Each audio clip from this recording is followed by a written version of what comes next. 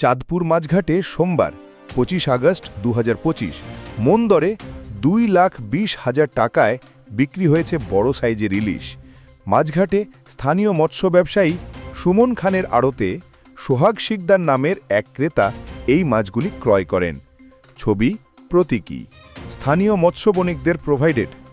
বৈশাখ ২৪কে জানানো হয়েছে শনিবার সকালে চাঁদপুর ও লক্ষ্মীপুর জেলার নৌসীমার মেঘনা নদীর অংশের জেলের জালে ধরা পড়ে বড় সাইজের ওই ইলিশগুলো। প্রত্যক্ষদর্শী ও মাছঘাট সূত্রে জানা যায় মাছগুলো মোট ২ কেজি ২০০ গ্রাম ও অনুরূপ কয়েকটি বড় ইলিশ ছিল, যা পরে মন দরে ২,২০,০০০ টাকায় ক্রেতার হাতে শিলমোহর হয়।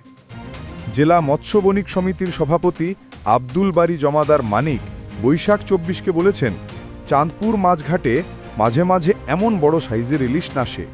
আগে প্রায়ই বড় ইলিশ দেখা যেত, এখন কয়েকদিন পরপরই ভালো সাইজের ইলিশ দেখা যায়। তবে মনে হচ্ছে এই ইলিশগুলো আমাদের পদ্মা মেঘনা এলাকার নয়, সম্ভবত হাতিয়ার মাছ হতে পারে।